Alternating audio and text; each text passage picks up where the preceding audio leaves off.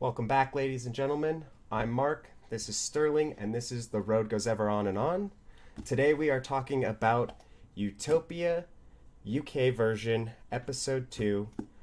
Full disclosure, we have spoilers ahead for this episode. If you haven't watched it yet, please go back and watch it. Come back, enjoy the podcast. Also, if you could do us a favor, hit that like and subscribe while you're here. Turn on that bell for notifications. And let's get into this. We open up with a beautiful shot.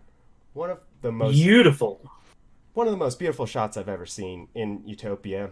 We get just this purple field, seemed like maybe lavender, and behind it we see this blurry sky, and we just see a couple bees just pollinating a flower, just flying in, just kind of building that tension of what are we going to see? Are we going to be in the past? Are we going to be in the future? Who knows? I remember seeing the bee, and I completely instantly forgot about it. I did rewatch the show. Don't really remember like it hitting me. The fact that you actually said it, and the fact that it was pollinating, and the fact that they do focus on plants a lot in, since season one, even though it's never been referenced in it is referenced now, finally. Harvest. It was mentioned. Harvest. It makes me wonder, like, is that a long play that they've been setting up this whole time? Or is that something where, they took something that, whoever had been doing the visual design, keeps kind of keying in on plants and harvests. It generally is like harvestable crops. And have they been doing that specifically for a full season without reference to finally have that payoff? And I don't know. It's unclear to me because we have in the first one they called it harvest right off the rip. We heard that it was harvest. Like episode 1, I believe they mention it being harvest. And in this one they haven't mentioned harvest until this one time. We did in fact actually hear that when they were talking about the billionaires, they're talking about how they're going to fund this vaccine going to all these different people that aren't going to be able to afford it, how we can roll it out at one time. And Jeff, the guy that's been kind of roping Dugdale around, he basically was like, we can't afford this. Like, this is way too expensive. And this one billionaire donor just keeps talking about how they have all these billionaires that are just going to... She's so casual about it. The way she starts off, she says, my husband is leaving all of his money to me. He has, I don't remember what it was, but we'll just say like 8.6 billion or whatever, or million, who knows what it was, but some large amount. And then she casually continues the sentence and says something like, and he's going to die next week. And he's going to die. And she had just sent him out of the room like a child, like, oh, no. You can go in there. Right. And she said, we're harvesting rich people. We're harvesting rich people. That is how... That, I feel like, is kind of a good explanation of how they are funding this network program, is that they have these billionaires that are very much in on it, and they are funding everything. One thing I do feel like that's one of the things that this show kind of glosses over a lot of details. It never went into great detail about the how of a lot of things, like the CCT footage that was faked. Right. That the big question is like, how the hell do you fake that CCT footage? It's just like, it's a fact. It was faked. Don't worry about it. It was faked. We're moving on. This is too fast paced of a show to spend time on those kind of details. I do think that's one of the things that is just kind of glossed over is, how do they get away with all these kind of big things? And unlike the US version, which tried to explain every detail, this is one of the first times that we are kind of getting a little look under the hood to see how are they financing all this stuff? Right. And the one thing I've really liked about that conversation in general was, from what we saw in the first season, Jeff Jeff is the guy that was kind of in charge of Dugdale. He was kind of making him jump through all these hoops, threatening him with all these different torturous situations that he was going to be put in.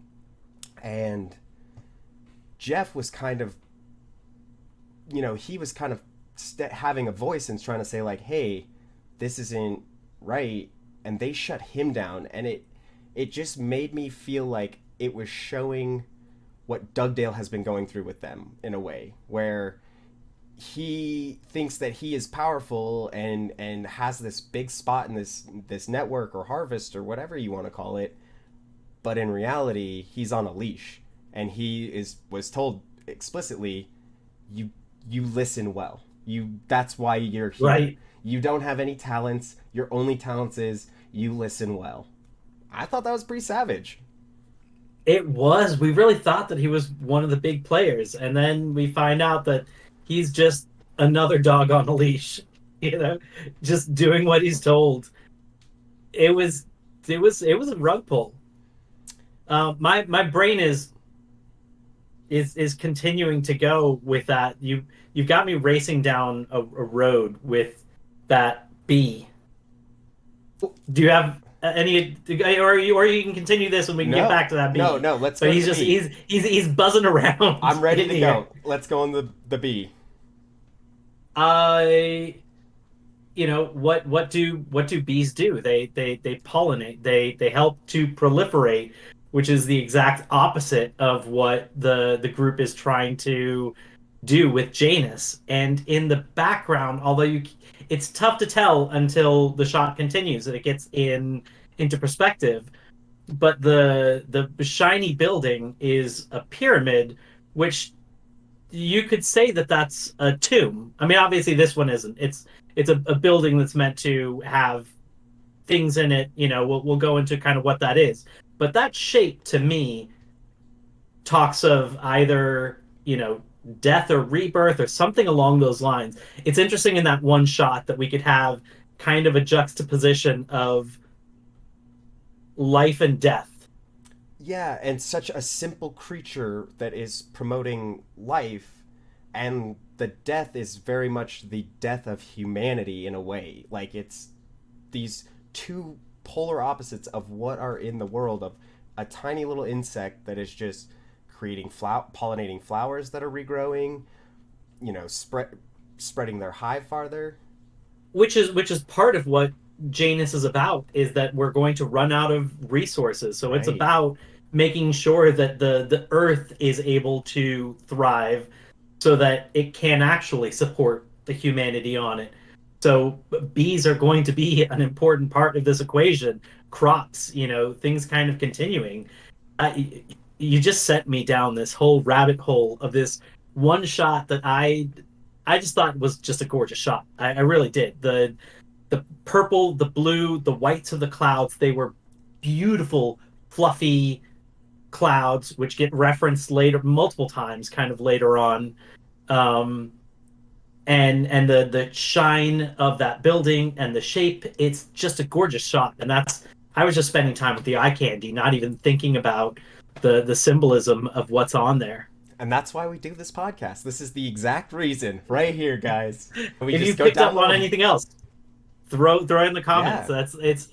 We're like 20 seconds in, into this episode, right? And this is what's been picked up from like this one little thing. Speaking of beautiful shots and introducing things, the very first shot that introduces us to Arby, Pietre, is so beautiful, and here's why. We see him walking up a street that clearly has a fork in the road. This whole idea of that he is basically he is put in this episode where he has to make a choice. So the first time we see Arby Pietre on this episode is there's him walking down. He's on one side of the road, but that it is a clear fork in the road that we see. And everything about his introduction was great. We see him carrying the yellow bag from the first season that him and his partner were carrying, and he walks into this house. This, by the way, like this, they do this really well, where they do this thing where they give you shots that give you a lot of information, and they're not necessarily long shots. Some of them are longer than others in order to allow for a little suspense. That first shot that you were talking about that shows the literal fork in the road, we're on that shot for a few moments before we see a person start to approach. We can hear birds chirping. We can't tell who that person is. It could not even be important to it.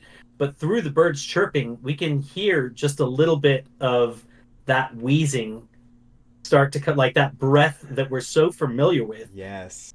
There's absolutely no words, and then it cuts to Arby at the house. And then it cuts to Arby's bag. And we know that bag, and we know what he's done with that bag. And he's right with a little girl, and there's a little girl right there with him, and right. And we know what he is capable of. It's just it's amazing how they like set this stuff up with some well placed shots. They don't take us through the entire play. You don't see him walk down the entire street. We don't actually see him like open the door and go in. He's at the door. It shows the bag. Then it shows him in the house and kind of going into a room. You can't tell if he should be there or not. It cuts to a shot of him in the room with the girl not looking at him. It cuts to like cartoons playing. So there's like innocence, and she says, clearly being displayed. She's like, I love cartoons. And he's like, I love cartoons. Which we never saw this Arby like cartoons, but the US Arby, we saw him watching cartoons. So I thought that might have been a little connection there, because we didn't hear it. We haven't seen him watch cartoons in this one, but he's just like, I love cartoons. And up until that point, I didn't know. Like, the expectation in my head is this is another killing. Oh yeah, that's what I thought. That's the whole. I feel like the whole tension and everything, even the part of him talking about the cartoons. We don't know what he's gonna do, and he reaches into his bag. That's right. Yes. So it's like, and it's kind of a slow reach. They linger it's a penguin. On it. So it's a stuffed penguin. They do such a good job of just ratcheting up that tension and getting you to expect one thing and showing you all the right information to send you down that pathway. And then when they do pull the rug out from under you, it never feels like a bait and switch. It never feels like, okay, that's just a gross trick. It feels like they built tension well, and they subverted expectations. Subverted expectations. Exactly what they do. And it's done in just a really kind of clever way.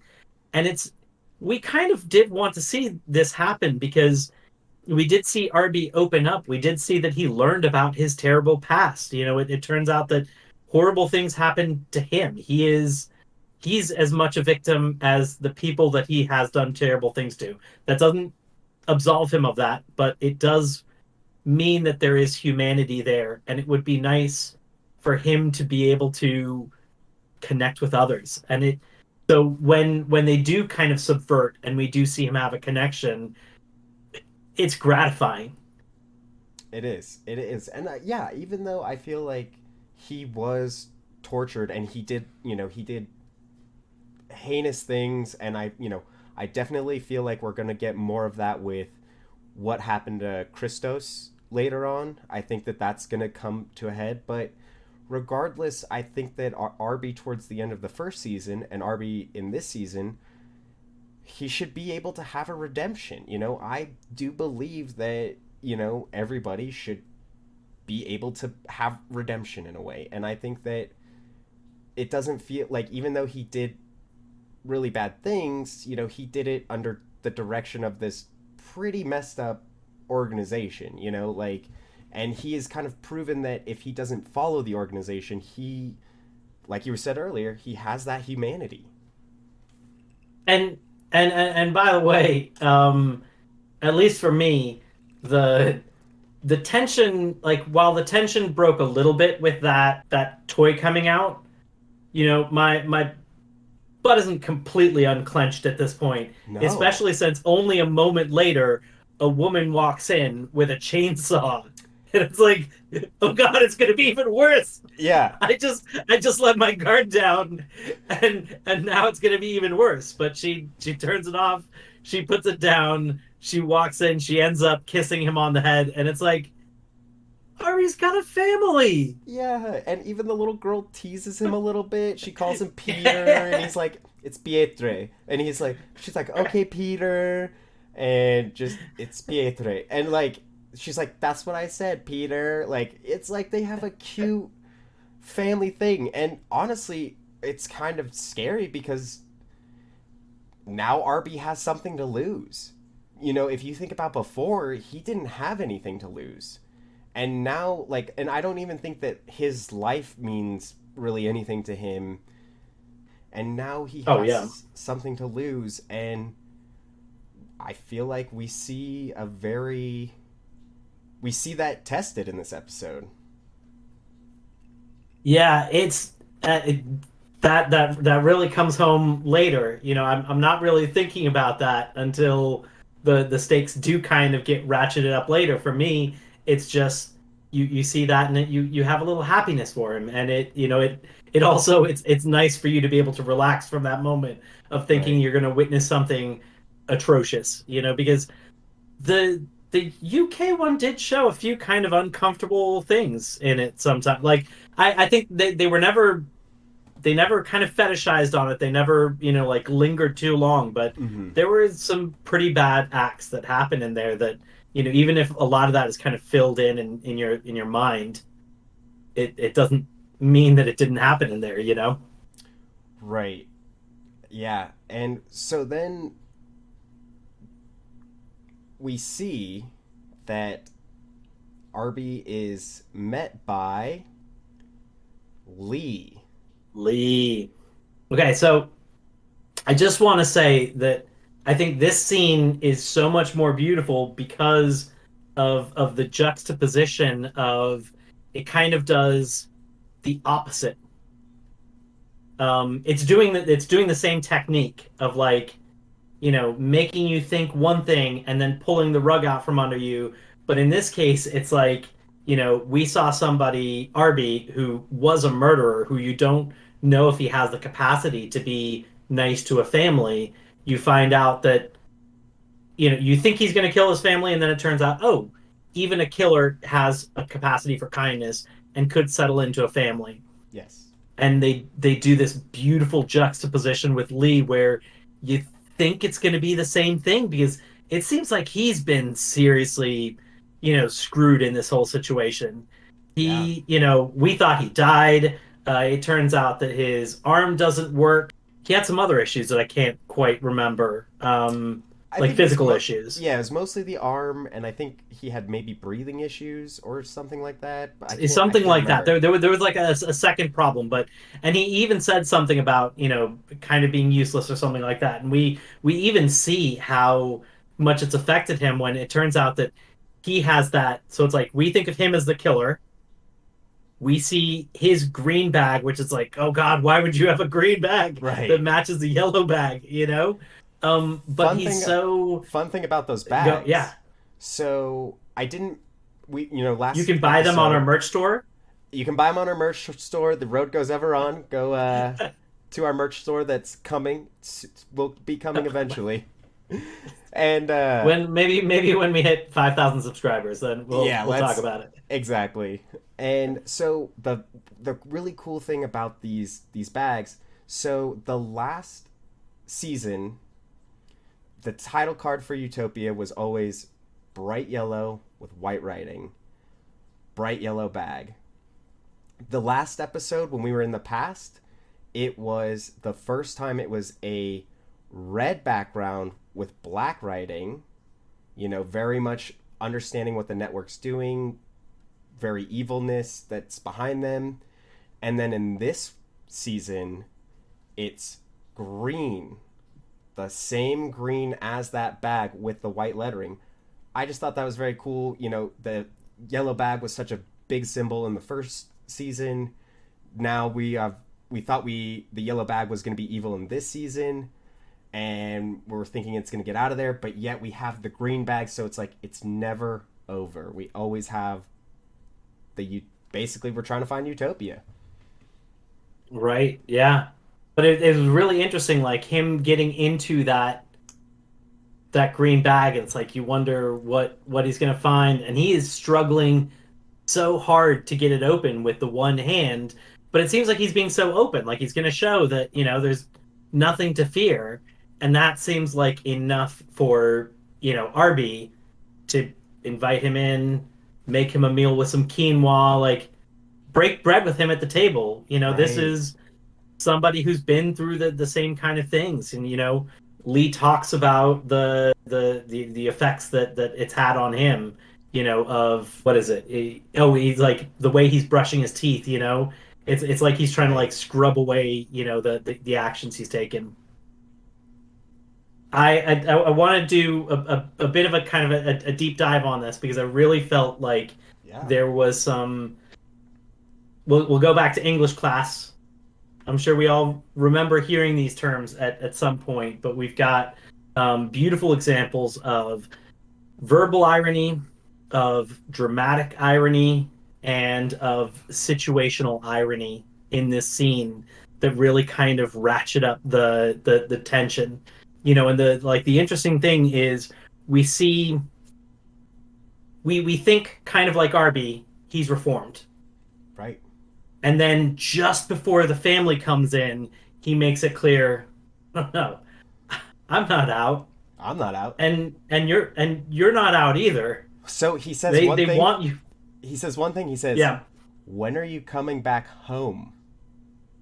When are you coming back home? Which was another callback to the U.S. one. They called that whole network area was living at home. When are you Right. coming home? I thought that was cute. Well, it's a U.S. callback to this one because this one Right, did right, right. still come out, even though it's the second season, did still come out before. But it is interesting seeing that terminology creep up earlier in the U.S. show, where they Yes. set that up as kind of like canon super early, and this one it's starting to come in much later. So it turns out that he's not out, and before Arby can really do anything, Lee tells him it's not a good idea. The family comes in, and there is a beautiful scene that is so painful to watch because the atrocities that this man has done, Yes. and it's like, what will he do to these two people? So we've got the dramatic irony where he's got such a nice characteristic. He's talking so nicely to them. They don't know that Arby's old friend is a murderer who might kill them. Like he's a hired killer, and or he might do even worse than that. He might torture them horribly and then maybe kill them. It could be absolutely terrible. They have no clue, and they're just talking nicely back. There's this really, really pleasant back and forth Yes. conversation that happens. So that's that dramatic irony of those two characters not knowing something very important to the plot. Right. Then we've got a beautiful bit of verbal irony. And when the girl sees the bag, she asks about it. The mom's like, don't be rude. And he's like, no, we should really encourage, creativity, whatever it is, why don't Yeah. you go ahead and open the bag? It's like, oh, don't open the bag. She opens the bag. She pulls out, it's the gas tank that like goes over Mm-hmm. the mouth that he's used to put people to sleep before he then kills them. Right. And he goes through this story about how he's a dentist, and how that tool is a tool that kids that don't take care of their teeth end up having to use that gas so he can do work on it. And then he says, I hope I don't have to use it on you. Beautiful verbal Oh. irony because they think he's saying, I hope you take care of your teeth so you don't have to go to the Right. dentist. He is saying, I might have to murder you. Which he's saying basically to Pietre. You Arby, yes. He's basically threatening him. Like that whole sentence is about him threatening Arby, basically saying, "You're coming home, or I'm gonna use this on them. Like you know what we can Yeah. do, and you can't protect them forever." That cute little comment of I hope I don't have to use it on you is a veiled threat that Arby totally understands. It is beautiful. And the last bit, although it takes some time for it to really pay off and for us to understand, is the situational irony, which is Lee wants Arby to come back so that he can resume his killings, but it seems by the end of the episode that Arby is not going to do what he's told. He's going to help the so it's he's doing all of this work to get one thing and something else comes out of it. So it's like this beautiful bit of the three different ironies that you learned about in English class that just Yeah, lead it to was. such a beautiful scene. I loved that scene. I loved the tension of that scene. I loved him, just even the casualness of like how confident that Lee was. You know, he pulls out the gun while the family is home, lays it on the table, lights his cigarette, picks up the gun, and puts it back in. Like the tension of that scene was beautifully done. I was nervous. It clearly showed what Arby's motivations are, what Lee's motivations were to get Arby to where he wants to get him to, and how he's going to do it. And it seems like Arby has to do it. Like he just seems that he is pretty much forced, like kind of in a ways that he forced other people, like with Wilson's eyeball, to give up information. And he's really now the shoe's on the other foot for him. And I love that it doesn't, like you were saying, he basically goes the other way with what he was supposed to do. And that's Arby basically giving, the network a big old F you, like, see you later.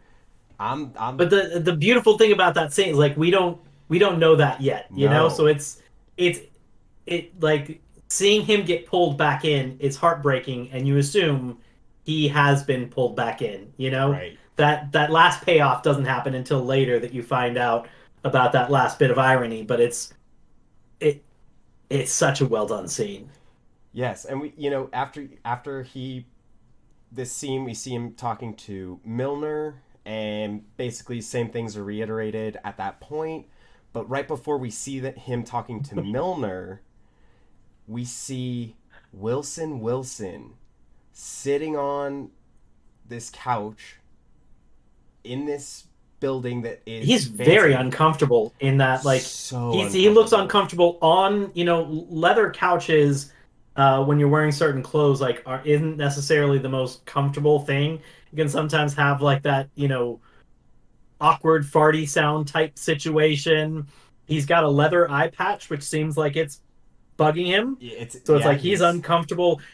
You're physically seeing his discomfort, which I think is a way of kind of showing, also like mirroring probably the discomfort he has inside. oh yeah, with the I think that's decision like he a made. physical manifest. Exactly. Yes, Yes. I the whole time that's exactly what was going through my mind. He is so uncomfortable with everything that he has on, and because he is so uncomfortable with what's going on, like he made a decision that we saw was a very hard decision for him. Like it was probably the most difficult. He tried to find his friends to like join him, and he tried to like find ways to get out of it, and he eventually made the decision, and now he's living with that situation. I have a question slash theory for you. Okay. Here's my question: where do you think Wilson's journey is going to take him? I think he will have a redemption arc. I want I to don't I challenge don't think that. that this is a You think this is a Breaking Bad story of seeing him get? I think he is being set up to be the heir of Mr. Rabbit. That's that's interesting. Watching the conversation between him and Milner, where he's kind of like uncomfortable with what everything that happened. He's still unsure of the decision he made. And Milner was But he basic did make the decision. right. And Milner was basically like she was his hype man. Every time she was talking to him, you did right. Like we need people like you. Everything she was saying was the sweet like bread and butter of everything that I believe that maybe he will have a redemption arc, but I think Milner is at least going to try to set him as the next Mr. Rabbit.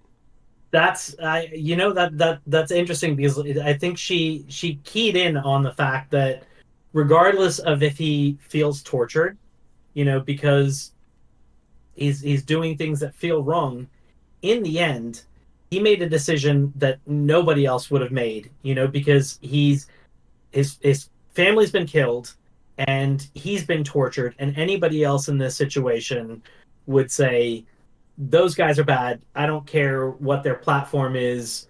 I don't care what they're trying to do. They have ruined my life. And he actually worked for them. He helped them out. He did that without anybody asking him to.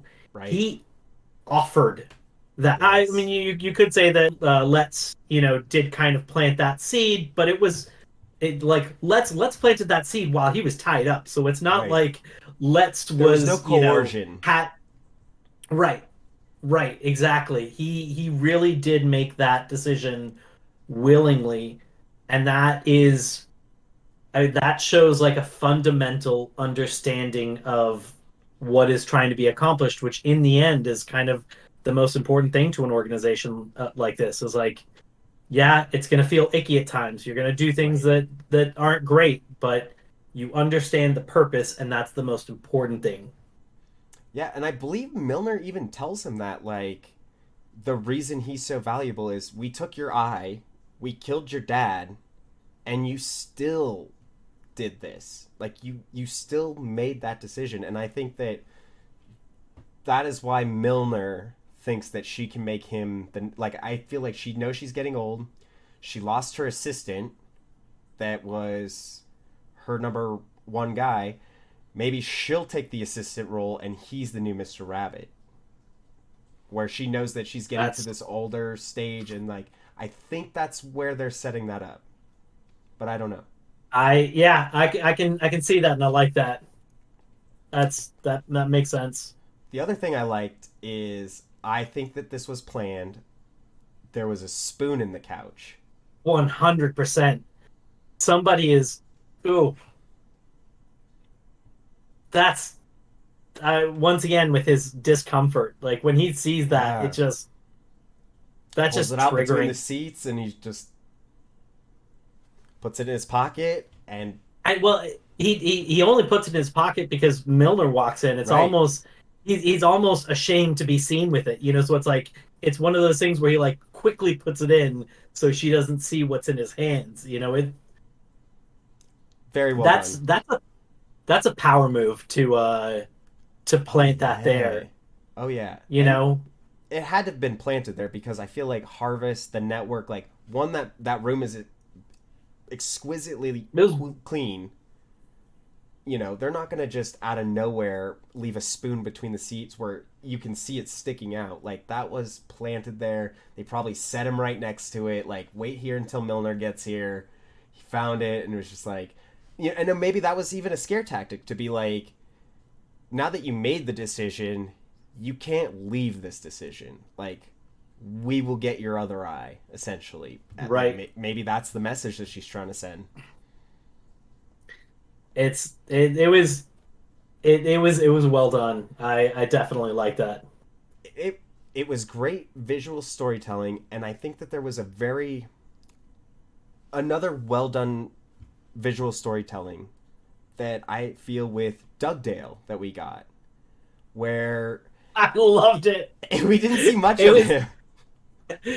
no, but you heard him. You heard him. I mean, he It he was it was a great setup because it's like the room is a gorgeous room. It's well lit. You know, it's the chairs are well organized. It's got like this beautiful blue background as Jeff is giving a well polished kind of introduction. And while it's happening, distractingly enough, there's like some squeaking shoes in the hallway. yeah. It's like Just, it doesn't match the like the polish of the room of like the suit and Jeff and how he's talking and just like he drops all the hearing that. papers.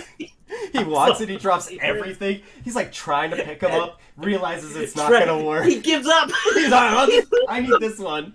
He's the intern CEO, and his decision is like, "Yeah, I'll just leave this." It was good. It's that felt like some of the jokes that the US one tried to do, Right. to lighten up the mood, but they just never quite hit. And like that one was well done. I think like the setup certainly helped Oh yeah. of kind of having that squeaking sound Mm-hmm. so that when the joke happens of him like tripping, it's not because that could have seemed just kind of like bad physical comedy Right. of just like somebody tripping as soon as they come in and dropping that stuff, but like setting it up of that awkwardness of like Squeakies. you can't squeaky shoot like maybe you shouldn't be walking around right now, and it's like so it was a good setup which like let that happen and let that really be enjoyed. With the juxtaposition though of kind of like a sad thing.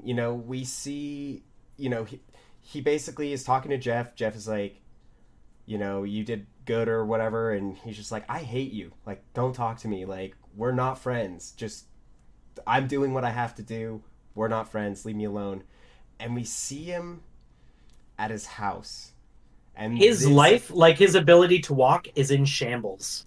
at the end of season 1, we saw that he was going to take Alice home.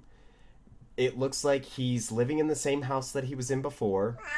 However, he is alone. We It's all the dark. lights are off when he gets there. Yep. It's It's dark an in empty there. house. He makes a meal for himself. It's just a frozen dinner. And it is the Microwave meal saddest for one. looking frozen dinner. And this is another way, like they don't, not once in the episode do they mention that his wife left him. Not once do they mention that he's alone.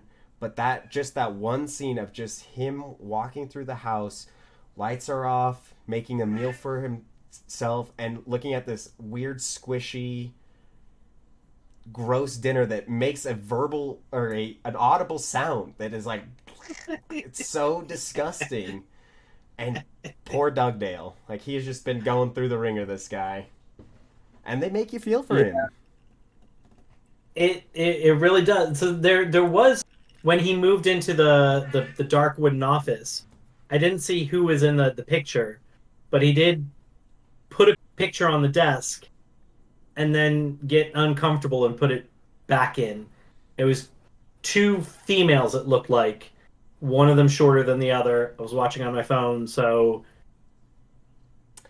I missed that, and honestly, I thought so. That whole room, to me, was looking kind of like because it was the room that he was the Let's and the assistant. it was the assistant's office. Let's and the assistant, yeah. Yeah, that's where they were, and so now he's even promoted technically in this network and this organization and this room.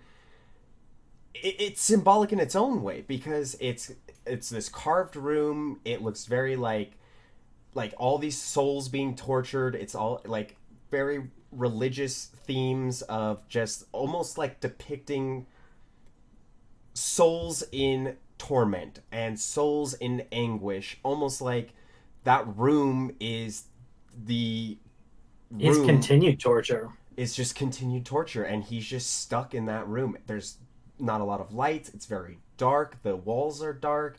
It is really showing that his life is looking so bleak right now. Oh yeah. That's if that's the motif that you chose, like that inspires you, good for you. But to move into that office, that that has just got to be the most uncomfortable first day to just like you said, like it does look like tortured souls Yeah, carved into the so like think about that. Like right.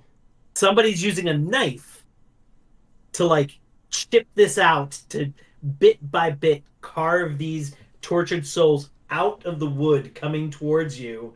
It's a long, slow, painful process. In this case, like it doesn't like I would normally think of carving as like a beautiful thing where you're slowly revealing an image. But in this Right. case, it does feel like somebody is like carving out with a knife, bit by bit to like pull these tortured souls out is Yeah. what that office would feel like to me. Yeah, and so it's funny because I think that scene happens before the sad scene. Hmm. And so when I first watched that scene, I took it as he put that picture down because he was embarrassed of where he was. Like, that's how I had read it. It was like when I first watched it, but now knowing what I know, thinking about that, him putting it down is, yeah, he's probably sad that they're gone. And that she probably took Alice and left him and said, I don't want to deal with this crazy nonsense you've got yourself into. Like, good luck, buddy. Which is kind of sad for him because, like, he doesn't want to be That's there. so sad. He finally gets a daughter, and then he loses the daughter and the wife. That's That's very and sad. then the gets the promotion that he doesn't want. Promotion to work at Evil Corps, basically. Like Right. you are now the CEO of Evil Corps. It's like that. That's not the job I want. I don't want to be here. I was just trying to. I don't want to do any of this. I got tricked into signing this vaccine for the Russian flu vaccine. I got tricked into. Like, I tried to, like, circumvent all this evil stuff. I got blackmailed. I. The blackmail went through. Like, everything bad has happened to poor Dugdale. Yeah, he's killed a person, and he doesn't seem like the kind of person that would rationalize that and say it was me or her. you know I made the right choice. I chose survival. He seems like the kind of person that will just replay that in Oh, his head yeah. and be like, I took a life. And in you his know mind, before that moment that he did take that life, he cared for this woman. He had a lot of feelings attached to this woman. This was the woman that was carrying his baby, and right. he killed her. And he knows everything is crazy, but he still has to, like, process killing somebody and killing somebody that he had feelings for. Right. And has to realize all those feelings were fake and all those feelings were misled. And it's really sad to see where Dugdale is, and it's also kind of sad to see where Ian is. It's a mixed bag with Ian, because some the pain is presented in one of those ways that is almost laughable, where it's like it's so not laughing in a bad way, but it's like it's absurd is what it is. It's absurdity to have gone through what he went through and then just be in a mind-numbing job to the point where it's like we literally it opens with him wanting to staple his tongue Yes, because he wants to which feel something. Like that's a if little if bit questionable. I wasn't a big fan of that scene. I get what they were trying to do with it. I think it would have maybe came off better if it saw him, like, put his hand under it or something, or, like, staple it to his leg. But that whole, like, watching Ian stick his tongue out, I was just like, this is. It was just a weird, like, way. And, like, it's such a hard thing to get under a stapler that Right? he had Yeah. like the actor had to really like change his mouth to get this thing, and it didn't seem normal. I feel like you could have stapled a bunch of other things where it wouldn't have been as awkward. I have a But question though. it did have good comedic payoff when the I assume it's his boss. I, Boss or coworker? I think he might be a coworker. he was the only person that had like an office. Everyone else was in open space. Cubicles, yeah. And when Ian left at one point, he said, "I'm taking the rest of the day off," which is not something like he doesn't actually like the guy. I don't think that's something you would say to just. He didn't say it to anybody else in the office. That's true. Um, Okay, you're right. It and might be his and boss. the guy was checking in on him like a manager might, because he thinks that Ian might be suicidal. He was gone for a period of time. He's had somebody in his family who's suicidal, but it was such an awkward conversation of him basically saying, like I understand what you might be going through, and like feel free to open up. Ian says the thing about the stapler, and he doesn't quite know how to deal with that information, but he's basically saying like, you know, he's trying to let him know that like to open up if he needs, and he kind of like casually takes the stapler away with him, which I Yeah, thought was a good kind of. I did like that. The payoff for it was good, where like he gets all deep and serious with him. He like puts his hand on his shoulder. He's like, "We've all been there, like we've all had." We've all had these thoughts, and like I had a brother that had these thoughts, and he takes the stapler with him as he walks down the hallway. It's just like the most like you can't find a stapler somewhere. Like that's like a dumb manager thing of like he's like, oh, problem solved. Not gonna be able to staple his tongue this time. Not today. Not on my watch.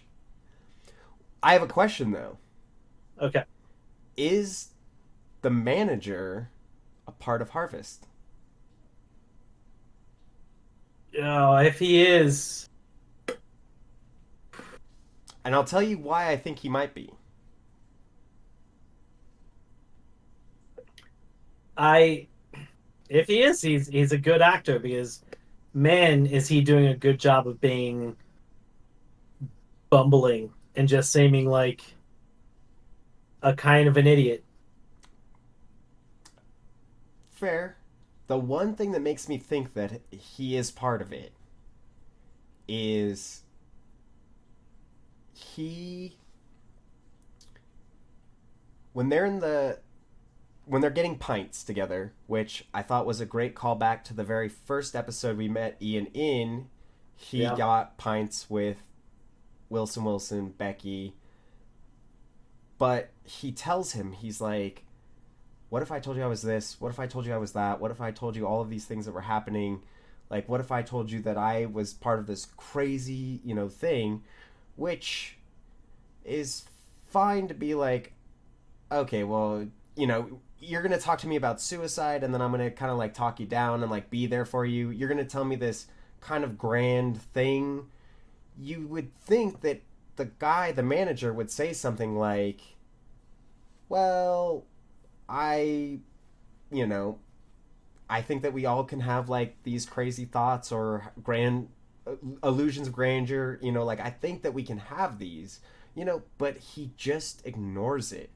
He doesn't say anything about it. He doesn't, which he could be like, I don't want to feed into it. But to me, like his not saying anything made him seem guilty, in my opinion. Okay, I could see that. The way I took it was like that it was almost like a short circuit, where like he thinks because he was decked out in his cycling gear, right? When Oh, I don't remember. when Ian's dipping his tea bag in, the boss is about to leave, and he's like, "You're the last. You're talking about hating this place. You're the last one in the office. You got to go." And before and he's wearing his helmet. He's got like the tight cycling jersey. Like he's ready to cycle, right? And Ian says, "You want to get a pint?" And he seems legitimately stoked. He's like, "Oh shit, I got I'm in with one of the employees. Like I can finally hang out and cut loose, like do a little office talk, and that's how he starts off. It is the dumbest gossip, Like I don't know what it is, but it's like, oh, did you hear that Martha and Bob hooked up? Like it's something really, really dumb, really pointless drivel. It doesn't matter. It's not life stuff. It's not catching up. It is pointless office drivel. Ian doesn't acknowledge it. Ian opens up and says this crazy story. It does not make sense. It is word salad because it doesn't happen to people. That is like 100% craziness. And you see a pause when it like looks at the manager, where it's like, for me it was like he just didn't know, he didn't even know how to process it. And so that was like, it just like broke him, like glitched him, and he just like went, he didn't even know what to do, so he just went right back into the conversation. It's like, oh, whatever about Barbara. It's like, yeah, did you not hear that? That's hilarious, because in my mind I'm thinking this is some deep-seated plant that Milner put there that is just trying to get to the deep sides of Ian, and it's just a Michael Scott. He's literally just Michael Scott, wants to be accepted by his coworkers. Oh man, it's time to go get a pint, and it's like, oh, can't talk about anything too controversial, so I'm just gonna ignore it. You know what? That's the perfect way to explain my take on him. Michael Scott. Like his talk about suicide seemed like the kind of awkward thing that Michael Scott would do. That's not a real solution. Like you need to give them a number. You need to connect them with somebody. Nobody wants to have that conversation in, like, it was out where everyone was. Like it's an open workspace. That's not the kind of conversation you should be having there. And then his resolution when he hears about the stapler, like he ends by like taking the stapler, and it's like, that's a Michael Scott thing of like, I solved that problem. You know what? That seems like the more likely outcome. I am glad I asked, because this whole time I'm like, he's in on it. He's been watching Ian. He's deep in the sauce. And now that makes more 007, and he is in deep. Like he's negative. A spy on the inside, and he is not. And that he could be, but I got Michael Scotty vibes. Well, now that I'm also thinking about it, like we have all of our characters together now, and it doesn't make sense that we would really go back to work. We got the main group back together, so now that you mention it, I feel like we will never see this guy after this episode, unfortunately. My favorite character. It's all right. You've had killer predictions come true. It can't all be true, and this one might still be. So it could be true. We'll see. am thinking less on that now. What are your thoughts? Please put them in the comments below. As we meet a character. Who is this character? And quick little backstory. Ian's looking for Becky. Becky's been with Donaldson, and he's been blackmailing her, and he basically gets her to do things for her. They're staying in another abandoned place, kind of like before, where they all meet up eventually, but they find this guy that wrote a book about deals. Donaldson wants the information about deals. He blackmails Becky to go get that information, and they basically threaten this guy. They want all the information, and he says, this guy has it. And he has this guy in his basement. His name's Anton. He doesn't speak English. Who do you think he is? There's part of me that thinks he might be Jessica Hyde's dad. Is kind of one of the things that I've possibly thought of. Otherwise, I assume he's one of the scientists that has worked in one of these labs that Milner is supposed to kind of kill these people when she's done with them, and maybe this is one that somehow got out. And we do know that they've had branches all over the world, because we know that she killed 50 scientists in Tel Aviv, that were working on Janus at one point. So it's it's possible that it's something along those lines, but that was kind of like it doesn't. I don't know if it's earned yet, so I'm not married to that, but that's the only thing that my little mouse on that wheel could come up with. He was running really hard, and he's like, I don't know, the one person we want to see. I think it is Jessica Hyde's dad. I think Then I'll the give that mouse some cheese. the He's right. name Anton and the speaking language or speaking a different language. I think it's a red herring. I think he could have learned a different language. I think that it is him, and the reason I think so. I mean, his wife spoke another language because their son was Russian. Pietro. Yeah, I think she was Russian or Russian. Ukrainian. That was kind of what I thought was in that area.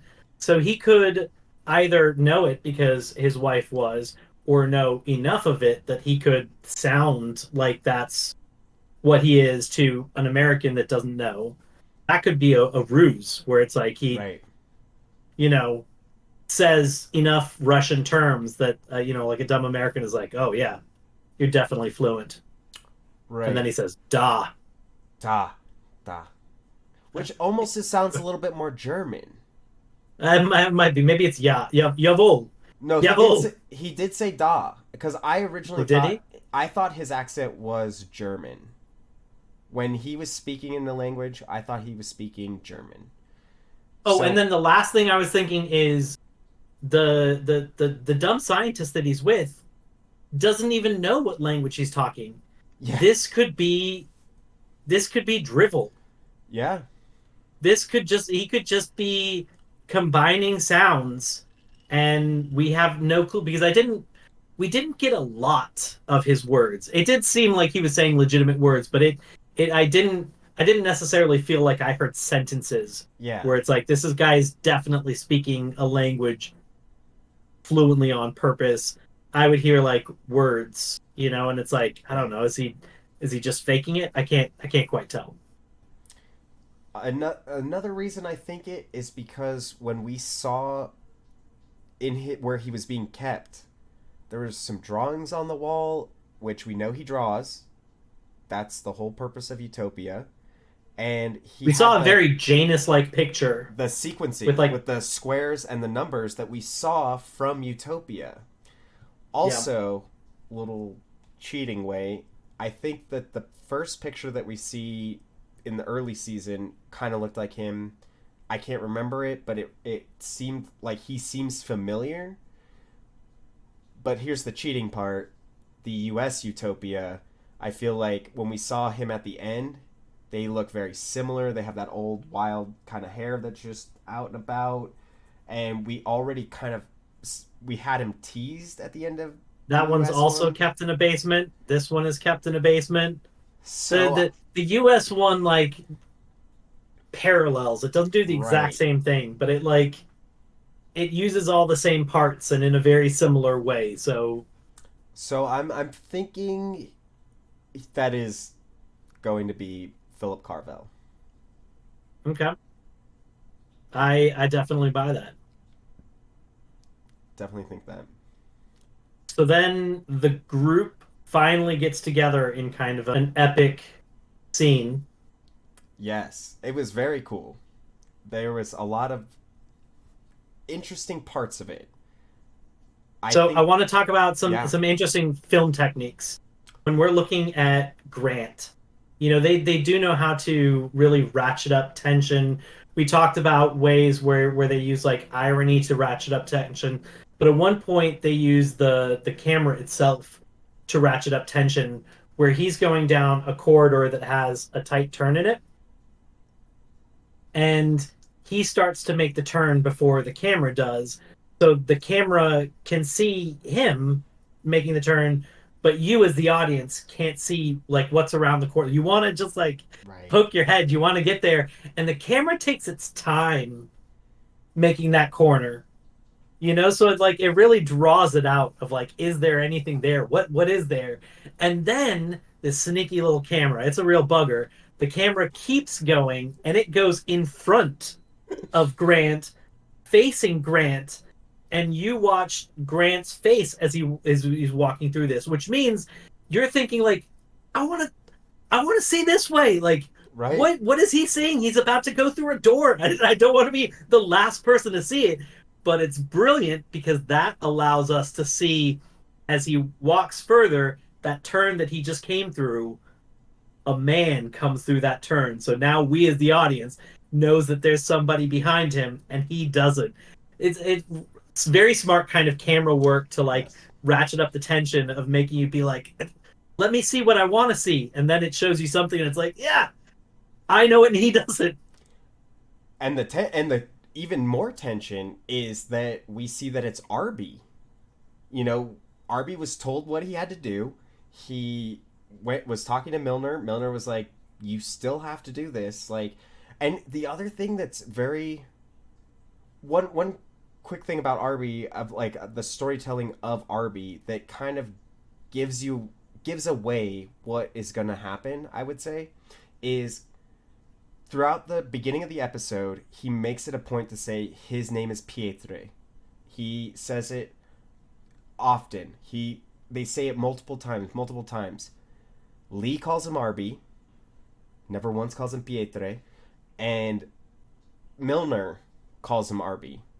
And he even And he tells corrects. he corrects her and says it's Pietre, but she calls him Arby again after that. So I think that that was a way of their storytelling of saying, "You're Arby, you're our dog, you're gonna do whatever we want." And with Pietre, with him being so defiant and saying, "My name is Pietre," I think that was basically showing that he has become the better person. You know, he has got that humanity and has grown as a human being.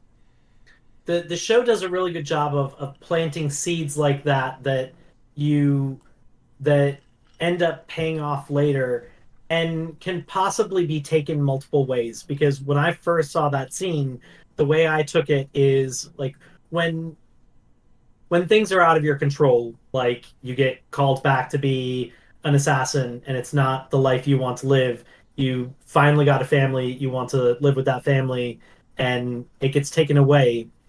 When you feel helpless like that, you want to take control of the only things you can control. So you'll sometimes take control of very silly things. And that's what it felt like to me, as like he's taking a stand on the one thing, like he can't not be a killer because they're calling Right. him back in, but he can take a stand on his name, and that's what it felt like to me. It because he wasn't saying no to the mission. He kind of did though. He did say no to the mission. He basically went there. He wasn't gonna. He never had any intention of killing them, and he just He went did there. say no to the mission, but we don't know Right, that. right, right, right, It's so from our perspective, like that could just be him trying to assert control on the one thing he can, when really what they're doing is they're planting the seed of like he's chosen who he is. He is, Pietra, not Arby. Arby, and he is this person that is trying to do good things. So it's kind of interesting how that works. Yes, yes, and I just think so far great storytelling with that, and we finally get everybody together, and again I feel like this is one way the U.S. was giving an homage to this scene was how bad these hitmen are. They have terrible shots. The Donaldson ties himself to the other the other guy. I don't know why he thought that was a great idea. Oh, he can't run, even though they were stuck in it, and there were times when he's pulling him where I'm like, you could definitely just slide your hands out of that. Either of you could. And while they're running, these SWAT men are just trying to shoot them, and then they can't. Then they fall over, and the SWAT men, like, from the distance, could be like, okay, they're on the ground now. Blap, blap, done. He decides he's gonna walk all the way to him to kill him. Right. Bad SWAT teams. I don't know why they do it, but I know it's the plot armor that has to keep the plot But going. this one at least looked like a SWAT team that made sense. Like they were wearing Right. tactical gear. They were equipped with what looked like rifles or automatic weapons or something. Like they had good kind of weapons. They were ready for combat. Like they looked ready for combat rather than wearing discount Easter tracksuits, Right. Right. which is what They looked better. The one guy at the yeah. end was not great, but they looked like they were going to be more skillful They in looked it. like they could do the job that it turns out that they couldn't Couldn't do do. against one person. Now let me ask you this: when Grant first saw Arby, do you think Grant knew it was him? Like when you first saw that and they saw each other, because Arby I feel looks very different. He's got a full beard. Looks so different. If it, like when I first saw him, the breathing made me think like this is him, and Yeah. then when I saw his face, I thought, okay, it's not him.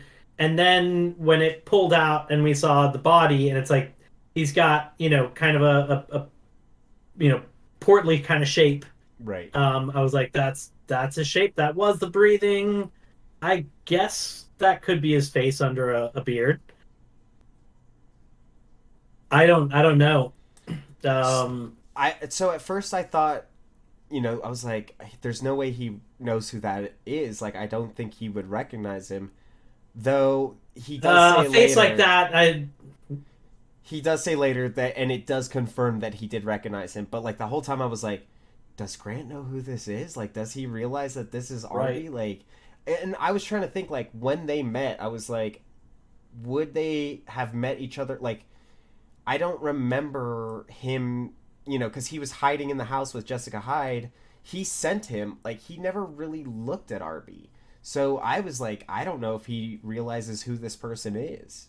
Because there was. If he didn't really. There, I there didn't think were. about that. There were the times at the school when he Hmm. goes to the school, and I think one other time where he almost gets him, that Grant gets away. But other than that, it was such quick times that I don't think that Grant looks at him during the Alice situation.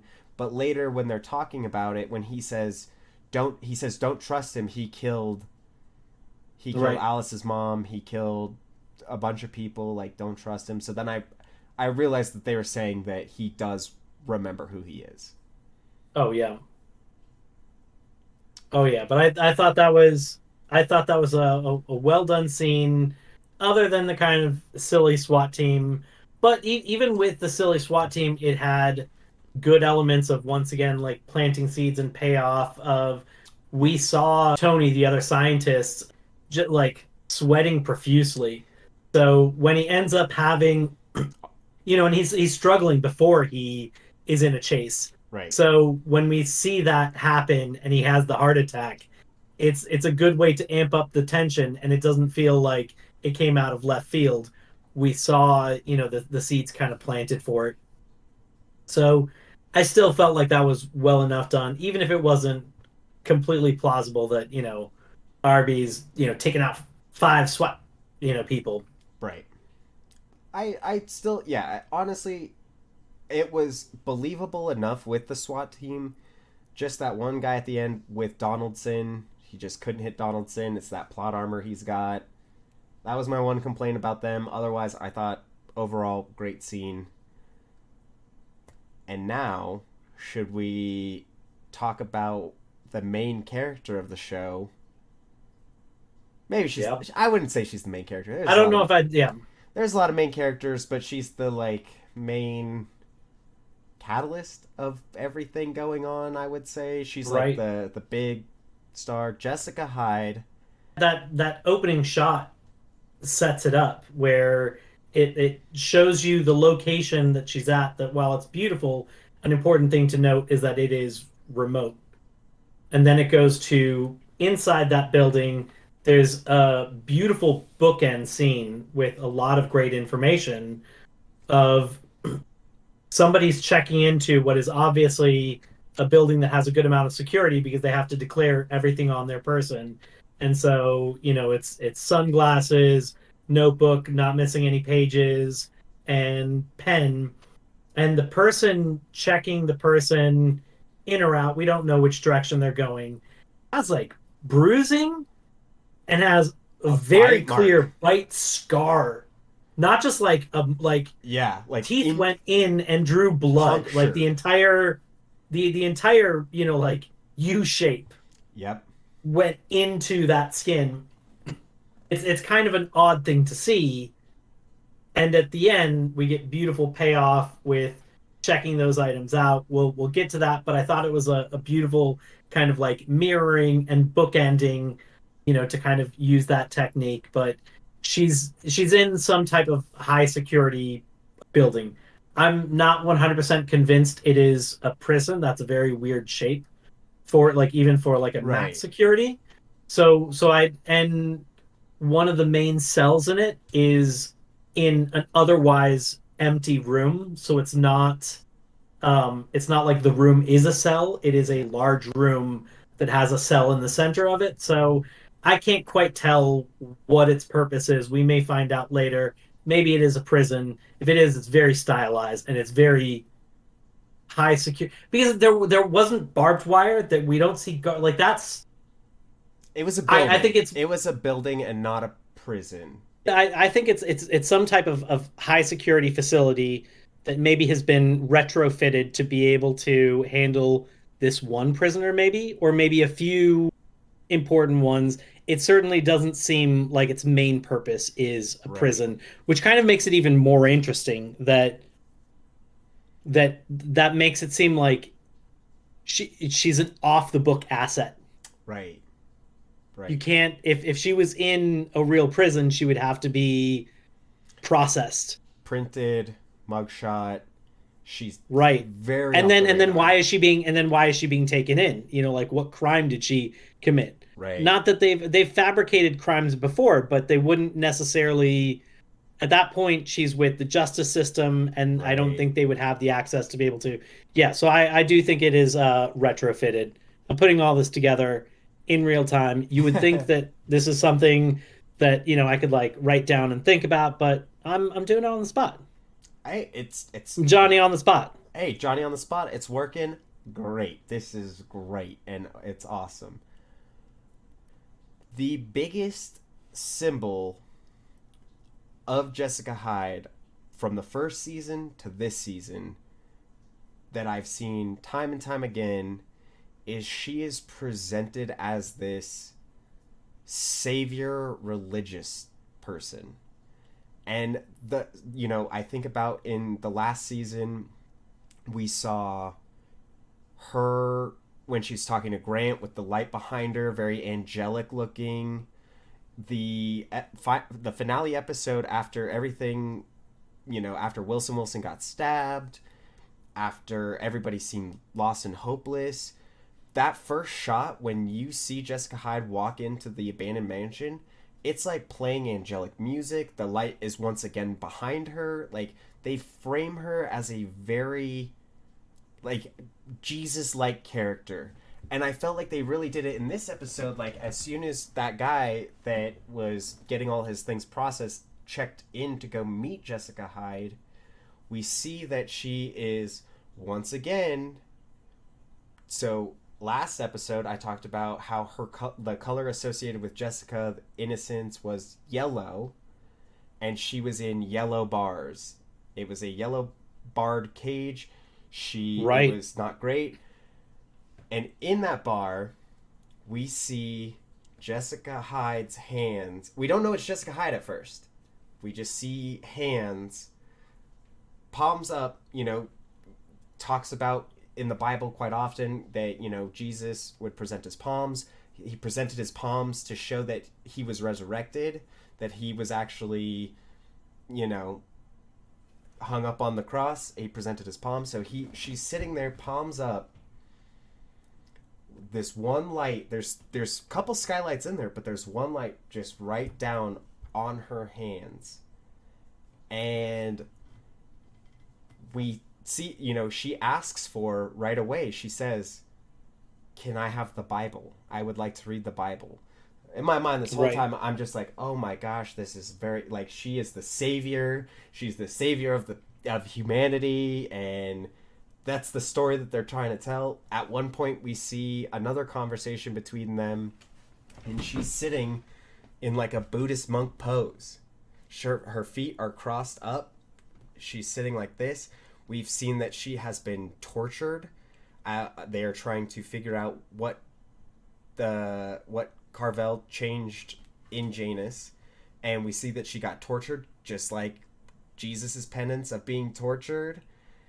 I thought Right. it was a lot of, we see her get transferred to the other cell, and that other cell is also yellow. I feel like this cell is very just yellow. Jessica Hyde is in this yellow cell because she is yellow. She's the innocence. I think yellow is also a symbol of high divinity, and that is another reason that we are getting her surrounded by yellow. She's in this cage. I thought that was It's interesting because it both sides are almost looking at her like a savior for different reasons. right. One side is looking at her to save the world from this evil, this evil group, and the other side is a little bit more cult-like of save the world by, doing something bad, but it's good for everybody. I mean, maybe it's to some extent you could argue that it's kind of almost taking away original sin. I mean, it would still allow sex, but it wouldn't have the procreation aspect. So it's almost like it, puts you more in a kind of like biblical aspect. There's definitely kind of interesting ties here. It doesn't feel like some shows where it's quite as deeply integrated, but Right. it does seem like there is symbolism. Yes. It's not like crazy tied in, but the symbols, the colors, the meaning is kind of It's not there like to make you ask some questions at least. right. It's not like Aslan in Chronicles of Narnia religious theme. It's very subtle. Like I don't feel like a lot of people would even pick up on the savior theme symbol that she is portraying. Though I will say I didn't think about that. That she is basically the savior for both sides. Like she's either the savior for humanity to like through the network's mind, they think that she's gonna save humanity by completing Janus and then Janus being released, and yet she's also a savior to not give in to this corrupt network that is trying to take the choice of humanity away from them. Interesting. I did not see her as savior on both sides, but that is even more beautiful. I like that. And she does lead us to my two questions. Well, I had a few more questions, but you took some of them. Oh, sorry. No, it's all good. I love No, it. you're mad. You're mad. Um, Question. I'm pissed. I I'm know. I'm pissed. sorry. I'm sorry. Question number one. The reason she's being tortured is because they need information from her in order to understand what has happened to Janus so that they know if they need to do something or what they need to change or whatever. One, do you think she knows what was done to Janus? That's funny because I was gonna ask you the same question. Because she says she doesn't. I think so. She says she doesn't. Basically saying pretending like she does so that she can stay alive. Right. But it could be the reverse. She does know and is trying to make him, but then she killed him. I don't think she knows. I think that she is completely in the dark about it. We were told that Christos knows. He knows, and they think that he told her. I'm thinking that we're gonna see a scene that relates to Pietre and Arby and Christoph's when he killed him, and I think he's gonna know. He's gonna know the whole time what they did to Janus, but he didn't know all of what Janus was. So like he was like they basically could have had the information through him this whole time. Maybe. I don't know. I was gonna ask you the same question. I can see the second part. I didn't know how we will find out what has happened to Janus, but I don't think that she is the holder of that information. I do think that information is going to come from somewhere else. The second part, which I've already asked this one time because I picked up on it the last episode, but now it has been brought to the forefront, and it is very clearly a very important question. What was done to Janus? What was done to Janus? I I don't know. I I can't. think Oh, you have a theory. Yes. I think failsafe or backdoor Oh. in case he can't choose how and when it is you like I he didn't seem like he seemed like he was waffling towards the end. So somehow something that would allow A its effects to reversal? be reversed or something along those lines where Hmm.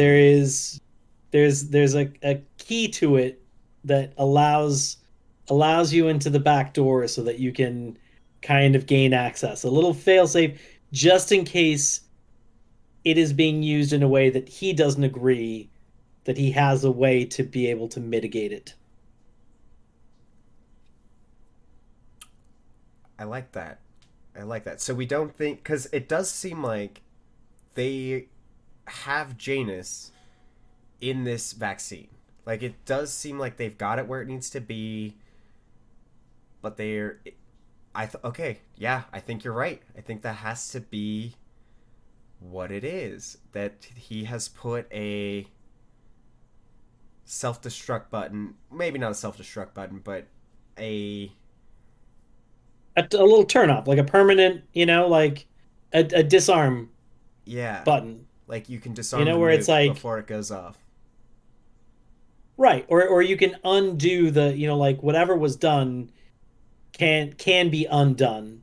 That Janus is on like only as long as it's in the system is it doing its thing, and this back door would allow you to flush it from the system.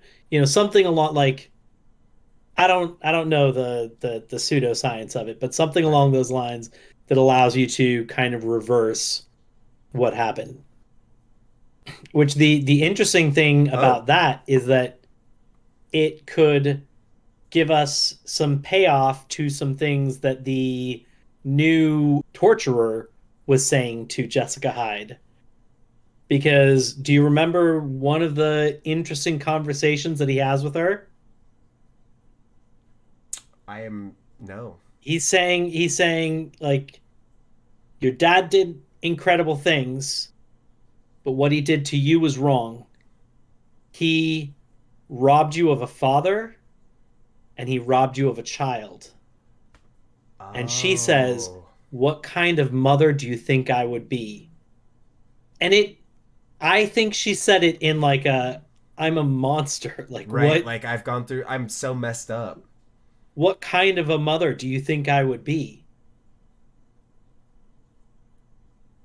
I I think we did, might find out and I what did write type of a that mother. down because I thought it was an interesting statement that he made, where he said he doesn't know Jessica Hyde. He's never met Jessica Hyde, and he said you would make a great mother. And we kind of know that because we saw the nurturing scene of the two nurturing scenes with Grant and her in the first season. So we have that idea that she has that capability, but how would he know that she would be a good mother? I think that is By going to the be the way, payoff. this theory brought to you by Jerry the Gerbil right here right now. He was spinning away. It came up as we were talking. Jerry was like, "Yeah, I feel like I'm seeing some pieces connecting." Is that burning smell I smell? I think it might be. Once again, I had no theories leading up to this. I had questions, and then I don't something about I think it's like the conversation kickstarts those juices. Like I know. sometimes the right words are said. Like when you said bee, I saw it twice. I saw it twice, meant nothing to me. You say the word bee, and it's like, oh, I know what bees do. They pollinate. Like, That's here's the thing. I knew I'm looking at a bee pollinating. That it was in my mind. I never once took it that next step of thinking of like what Janus is doing and the bee pollinating are very counter opposites to each other. and So, and at the same time allowing the bee to be able to do that because it's like once there are less people because we can't reproduce, then nature will be able to flourish. right, So to some extent, it's like it's doing the opposite of the bee to humanity, but also right. allowing the bees to do better what they do because there'll be less of us, constantly taking their space. So it's like these interesting kind of like juxtapositions of things that have dual meaning, like Janice is like the two-headed, like things have like Jessica Right. is a savior to both sides, or something can be both an ender of life and a beginner of life, Arby's a murderer, but yet he can have salvation. There's all right? these. Wilson was part of the good guys, and now he's going to the other side. It makes me wonder about I think you're right on that one, by the way. that he might become the heir of that. Well, at least Milner wants him to. He might do the redemption Yes. where he's offered that choice where you get to be Mr. Rabbit, and he might make the correct decision. But I do feel like he's going to be set up as the heir to Mr. Rabbit. Now, what do you think Arby's plan is? I I don't think he's necessarily the great planner. I Doesn't he I say see at the him. end that he's going with Plan B? Oh Because crap! he I is a didn't. good planner. He put the gun in the tank and he pretended he had to go to the bathroom. Like he Okay, is yeah. very smart. He's got everything figured out in his brain. Like I don't think that he would have taken this risk to kill this SWAT member unless Yeah. he knew that he could save his new family. I feel like maybe I don't know. I think that he's I got a think I think I plan. think I think you might be right about that. And that, by the way, when they're running, I thought that was a beautiful scene. Across the green It field. like it starts out above, so you just see green, and then all of a sudden they enter running on it, and the camera pans down so it's kind of level, and then they have to stop to catch their breath. And it was, they've had a lot of blue sky with clouds. I don't know what the symbolism of clouds are, but I think there's symbolism because there have been a lot of clouds this episode. Like almost every scene where there is sky, there are white fluffy clouds. Like not Right. it's not showing that it's like an overcast day. They're fluffy clouds like the type that Jessica Hyde drew. Right. Like the pretty cloud that you look at and you say like, "Whoa, I think that's the shape of an elephant." Right. I I feel like there's something to that. We probably don't have conversation around it because I haven't formulated thoughts. But anyway, so it's like green grass, gorgeous blue sky, the clouds, and the group, because they were running, aren't tightly together. They're kind of scattered, and it puts them at very interesting different depths and height levels. So that shot of all of them just has kind of interesting composition, and the sun is like right behind them and Right. actually taking up a lot of, like, they did kind of a cool shot with that, as they generally do. They do it often. Back to the clouds. I I did notice clouds too. I don't know if it has any symbol right now. I don't know if it's connected to that divine aspect. I think if you think of heaven and God, it's very clouds. Maybe the clouds are the representation of where Jessica Hyde, like the end game for Jessica Hyde. Like the clouds are the sweet relief. It could either be saying that she gets her happy ending in the end of this, wherever she ends up. It could be something that is saying that by the end of this, she's going to be gone and in the clouds. Like she's going to pass away, she's going to die, and she'll be in the clouds. So What is her intention, by the way? Like what's her end game? Because she seems like she's making enough enemies that they might do what that one torturer said and just cut her brain open, unless that's not actually an option. Because he said, like, look, we've got scientists that say that we can cut your brain open, we can find out the changes that were made to Janus. I'm trying to avoid that option. I'd like to do this, like a nice way. And then you see him trying to like get on her side. Maybe that's an untruth. Maybe they don't have that option, and he's like dangling the stick to say like I could use, like they want me to use this, I'm gonna do this, and really it's like it's not really a stick. So maybe that was a fake in order to make it seem like why don't we try and do this the nice way. it could be But if both if, a if what little he's bit. saying is right, then it's like they are probably going to kill her at some point. So is she just trying to like get as much revenge as possible? Like is this just if I'm going to go like one, I'm not going to give you anything, and two, if I go down, I'm taking as many of you fuckers with me as possible. I think her goal is to still get out. I Okay. think she is trying to figure out her best way to do that, and I think that from the She's making a lot of enemies. oh yeah, but I think Like I don't think people in that building want, I don't think like the guards want her alive with like the scars that they've got. So it's she's it's an causing more interesting game problem. plan. She's causing more problems than Jeffrey Epstein. Really, more Yeah, problems than I'm surprised that she hasn't mysteriously killed herself yet. I think she's trying to get out, and I think the interrogator.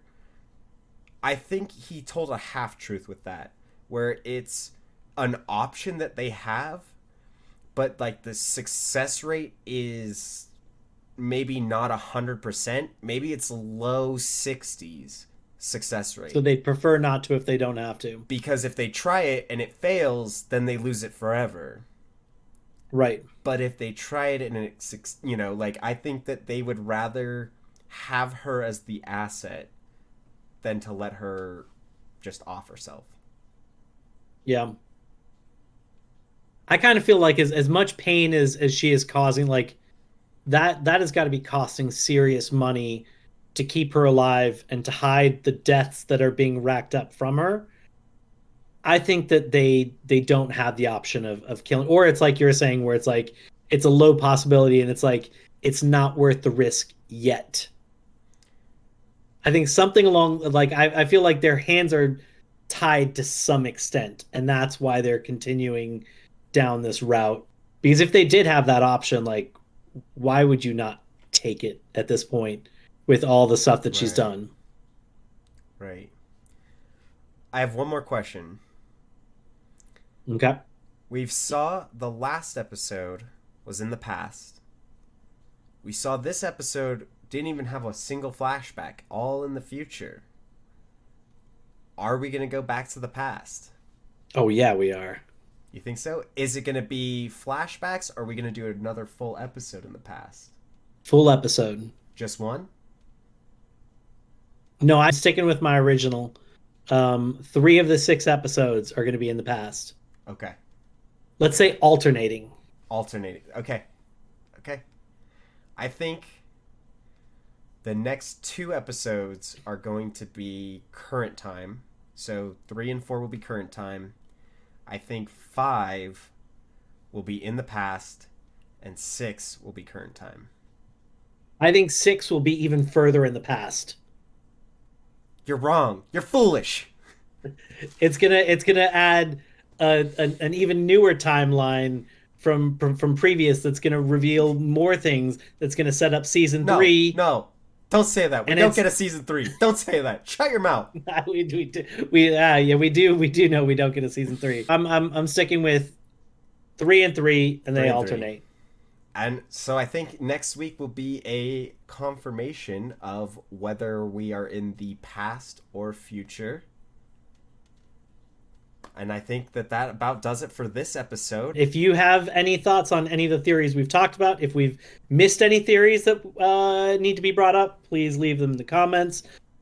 Next, we're going to be doing episode 3. So watch that, come back, and next week we'll have our review of that, and we'll be able to talk about our thoughts on episode 3. We can watch it together and enjoy it together. Awesome. And we will get an answer in episode 3 if it's in the past or in the current time. So one of us is going to be right on the next episode. And we will see that next week. Thanks for coming along, folks. Thanks for coming along.